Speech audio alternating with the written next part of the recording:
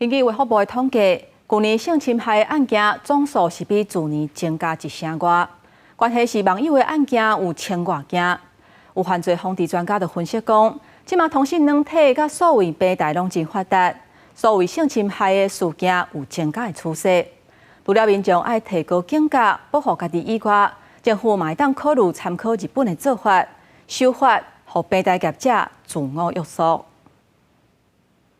同性软体开讲交朋友、社群平台传相片，这拢是现代人的事常代志，毋过嘛产生一寡风险。卫福部统计，2023年性侵害案件拢总9413件，比去年增加12%。其中，互网友性侵害案件有1030件，是连续第5年升悬。牵涉到性侵害消息，以文字加影片形式散布，虽然实体无接触，毋过造成伤害嘛真大。因为在数位时代里面，身体隐私处透过影像的拍摄，那还有被传播的这个可能性，对于其当事人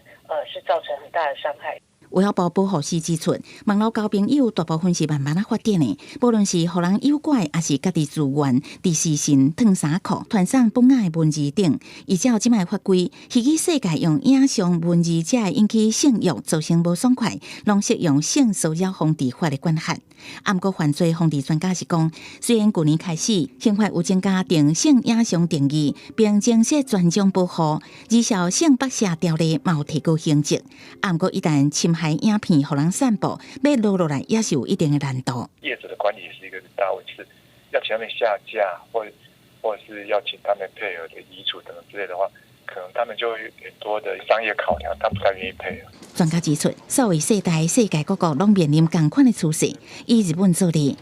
性温书案件嘛，逐年伫增加，以去年创新高。日本政府嘛为着这件代志，伫今年5月修正《资讯发布平台应对法》，要求业者自主管理负责，建立落来的机制。安尼无要公布名单，呼吁台湾嘛会当以这做学习，用源头管理，使用者嘛都爱提高自我保护的概念。